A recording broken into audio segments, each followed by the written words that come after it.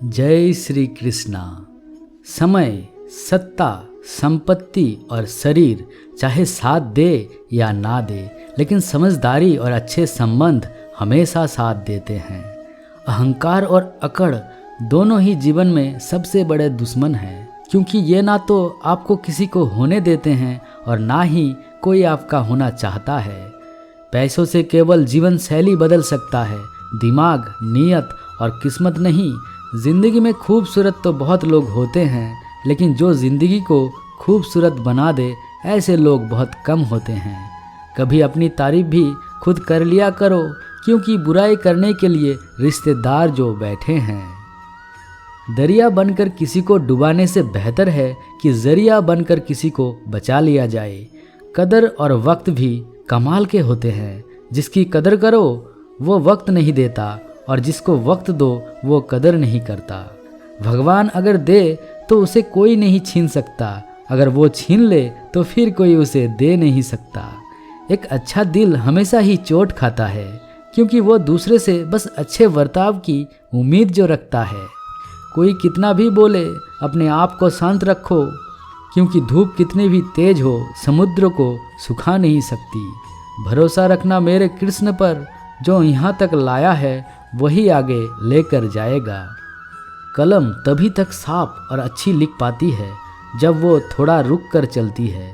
अगर आपकी दिशा सही है तो आपको चिंता करने की कोई ज़रूरत नहीं है, बस आपको ये करना है कि सदैव चलते रहना है। अगर आप उन चीज़ों की कदर नहीं करते जो आपके पास है तो आप कभी खुश नहीं रह सकते हो। जिंदगी में उतार चढ़ाव और सुख दुख के बाद भी जो आपका साथ ना छोड़े, उस व्यक्ति का आप हमेशा कदर करें। इंसान वो बन सकता है जो बनने का सपना देखता हो। हम क्या करते हैं ये ज़रूरी नहीं, पर जो भी काम करते हैं वो सच्चे मन और दिल से करना चाहिए। दुनिया में वही शख्स उदास रहता है जो खुद से ज़्यादा दूसरों की परवाह करता है। झुकना बहुत ही अच्छी बात है, जो कि नम्रता की पहचान है, पर आत्मसम्मान खोकर झुकना पड़े तो खुद को खोने के समान है। एक कहावत है कि मेंढक को चाहिए सोने की ईंट तो छलांग नाले में ही लगाएगा। वैसे ही कुछ लोग होते हैं।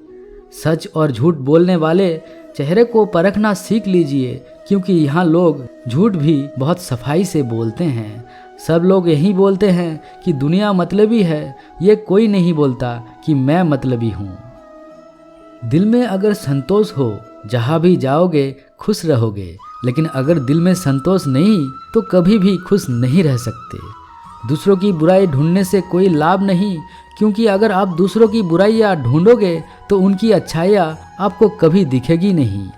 श्री कृष्ण कहते हैं, अपमान का बदला लड़ाई करके नहीं, सामने वाले से अधिक सफल होकर लिया जाता है।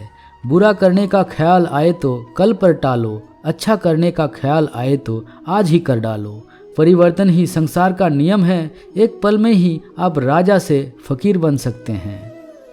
जीवन में संकट आने पर निराश होने की आवश्यकता नहीं, उनसे नफरत करने की भी ज़रूरत नहीं है, क्योंकि कठिनाइयों के कारण हम मजबूत होते हैं। कठिनाइयाँ हमें जीना सिखाती है, इसके अलावा हमारे हिम्मत और आत्मविश्वास को बढ़ाती है। हमारे अंदर छुपी हुई ताकत और क्षमताओं को निखारने के लिए एक अच्छा मौका देती है। समस्या का समाधान इस बात पर निर्भर करता है कि हमारा सलाहकार कौन है। ये बहुत महत्वपूर्ण है, क्योंकि दुर्योधन शकुनी से सलाह लेता था और अर्जुन श्री कृष्ण भगवान से। ये दुनिया भी स्थिर नहीं है, ये भी घूमती रहती है। दिन खत्म होने के बाद रात होती है, बहुत गर्मी के बाद बारिश होती है। ये बातें पुष्टि करती है कि परिवर्तनशीलता संसार का नियम है। इसीलिए उन बात और वस्तुओं के लिए दुखी होने की आवश्यकता नहीं जो निश्चित नहीं है। परिवर्तन स्वीकार करना आपको हर कठिन परिस्थिति में खुश रहने की शक्ति देता है। जीवन एक बड़ा सफर है, आपको हर किसी को जवाब देने और हर चीज पर प्रतिक्रिया करने की जरूरत नहीं है। यदि समय तुम्हारा इंतजार नहीं करता तो तुम सही समय का इंतजार क्यों करते हो। स्मरण रहे, जो समय चल रहा है वही तुम्हारे लिए बेहतर समय है। पतझड़ हुए बिना पेड़ों पर नए पत्ते नहीं आते। कठिनाई और संघर्ष सहे बिना अच्छे दिन नहीं आती। मैदान में हारा हुआ इंसान फिर से जीत सकता है, लेकिन मन से हारा हुआ इंसान कभी नहीं जीत सकता। इच्छाओं का कभी अंत नहीं होता। अगर आपकी एक इच्छा पूरी होती है तो दूसरी इच्छा तुरंत जन्म ले लेती है। कोई नहीं देगा तेरा साथ यहाँ, तुझे लड़ना भी खुद है और संभलना भी खुद है। अहंकार और संस्कार में फर्क है। अहंकार दूसरों को झुकाकर खुश होता है, संस्कार स्वयं झुककर खुश होता है। मुझे तेरी हाथों की लकीरों पर नहीं, बल्कि हाथ की लकीरों को बनाने वाले पर भरोसा है। हमारे जीवन में जो कुछ होता है उसका कारण हम खुद हैं। हम अपनी परिस्थितियों के लिए खुद जिम्मेदार होते हैं। ये बात मानना थोड़ा मुश्किल है, पर यही सत्य है। अगर आप मौके की तलाश में हो तो आप गलत हो, क्योंकि मौका मिलता नहीं, बनाना पड़ता है। आवाज़ ऊंची हो तो लोग सुनते हैं, लेकिन बात ऊंची हो तो सब लोग सुनते हैं। जो हुआ अच्छे के लिए हुआ, जो हो रहा है वो भी अच्छे के लिए हो रहा है, जो होगा वो भी अच्छे के लिए होगा। आप जिसके वजह से निराश हैं उसे भूल जाइए। बीता हुआ कल जीवन को समझाने का एक अच्छा मौका है, और आने वाला कल जीवन को जीने का एक दूसरा मौका है। हर किसी की मित्रता के पीछे कोई ना कोई कारण छिपा होता है। ये सबसे बड़ा सत्य है, और ये सत्य हकीकत भी है। वक्त से पहले मिली चीज़ें अपना मूल्य खो देती है, और वक्त के बाद मिली चीज़ें अपना महत्व। इस दुनिया में जहाँ लोग थोड़ी सी मुश्किलों से हार मान लेता है, वहाँ अगर आप थोड़ा सा हिम्मत करेंगे तो जीत आपकी होगी। वर्तमान में अगर कुछ आपको बहुत दुख दे रहा है तो उसके पीछे निश्चित ही बहुत अच्छा कारण छुपा हुआ है। इसीलिए ना भविष्य ना ही पिछले बीते हुए समय के बारे में सोचिए। आपके पास वर्तमान है, उसका आनंद उठाइए। अगर सफलता देर से मिले तो उदास मत होना, क्योंकि छोटे घर जल्दी बनते हैं और महल बनने के लिए समय लगता है।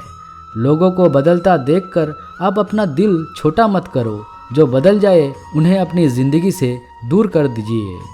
जिन लोगों ने तुम्हें अपना बनाकर छोड़ दिया, उन लोगों को धन्यवाद दो, क्योंकि वही लोग सिखाते हैं कि हर अपना अपना नहीं होता। शंका का कोई इलाज नहीं, चरित्र का कोई प्रमाण नहीं, मन से अच्छा कोई साधन नहीं, वाणी से तीखा कोई बाण नहीं। ऊंचा उठना है तो अपने अंदर का अहंकार को निकालकर स्वयं को हल्का कर लीजिए, क्योंकि ऊंचा वही उठता है जो हल्का होता है।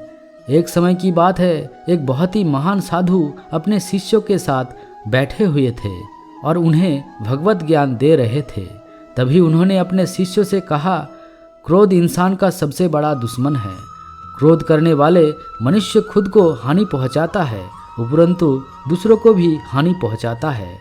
वे प्रतिशोध की आग में जलता है और अपने जीवन को बर्बाद करता है। उनके उपदेश खत्म होने के बाद उनके शिष्यों में से एक शिष्य खड़ा होता है और कहता है, तू एक ढोंगी है, तेरी बात इंसान के रहन सहन से विपरीत है। तू जो भी कहता है उसे अपने जीवन में खुद पालन नहीं करता और दूसरों को ये सब करने के लिए कहता है। जब उनका शिष्य उनको उल्टी सीधी बात कह रहा था, तब गुरुवर ने कोई प्रतिक्रिया नहीं दी और वो शांत बैठे थे। लेकिन ऐसे में वो शिष्य और भी ज़्यादा गुस्सा हो गया और गुस्से में जाकर उसने उस साधु के मुंह पर थूक दिया। इसके बाद भी उस संत को गुस्सा नहीं आया, वो चुपचाप शांत थे। उन्होंने अपने चेहरे से थूक को पूछा और चुपचाप बैठ गए। ये सब देखकर उस शिष्य को कुछ समझ नहीं आया कि वो क्या कहेंगे। गुस्से में आकर वो उस जगह को छोड़कर चला गया। अगले दिन जैसे ही वो अपने घर पहुंचा, उसका दिमाग शांत हो चुका था। दिमाग के शांत होते ही उसे इस बात का एहसास हुआ कि उसने कितनी बड़ी अपराध की है। वो खुद ही मन कहने लगा कि मैंने क्या कर दिया। मैंने एक महान सन्यासी का अपमान किया है। ऐसा पाप मैं कैसे कर सकता हूँ। मैंने बहुत ही बड़ी अपराध कर दी। मुझे जाकर गुरुवर से माफ़ी मांगनी होगी। यह कहकर वो तुरंत ही गुरु के पास चला गया, लेकिन वो साधु उस स्थान पर नहीं थे। ऐसे में वो शिष्य जगह जगह भटक कर खोजने लगा। जैसे ही वो साधु मिले, उनके पैरों में गिर गया। वो गुरुदेव को कहने लगा, मुझे माफ़ कर दीजिए, मुझसे गलती हो गई। मैंने आपका अपमान किया है। मैंने बड़ा अपराध किया है। ये सब देखकर गुरुवर ने उससे कहा, शांत हो जाओ, क्या बात है, मुझे बताओ। उस महान साधु के ये पूछने पर वो शिष्य चौंक गया। वो सोचने लगा कि गुरुदेव मुझे कैसे भूल सकता है, मैंने तो उनका अपमान किया था। ये सोचकर उसने गुरुदेव से पूछा, मैं वही हूँ जिसने कल आपका अपमान किया था और आप इतनी जल्दी मुझे भूल गए। गुरुदेव ने जवाब दिया, हमें कल की बातों को कल में ही छोड़ देनी चाहिए। वो अच्छा हो या बुरा, उसके बारे में बार बार विचार नहीं करना चाहिए। मैं बीती हुई बातों को पीछे छोड़कर आगे चलता हूँ और ऐसा ही हम सभी को करना चाहिए। दोस्तों, आशा करता हूँ कि आपको इस वीडियो से कुछ ना कुछ अच्छी बातें सीखने को मिले हैं। अगर आपको पसंद आई है तो इसे लाइक और अपने दोस्तों के साथ शेयर करें और कमेंट में जय श्री कृष्णा लिखना ना भूलें। और हाँ, भगवान श्री कृष्ण के ऐसे ही इंस्पायरिंग वीडियो के लिए चैनल को सब्सक्राइब करें। मिलते हैं एक नए वीडियो के साथ, तब तक के लिए जय श्री कृष्णा।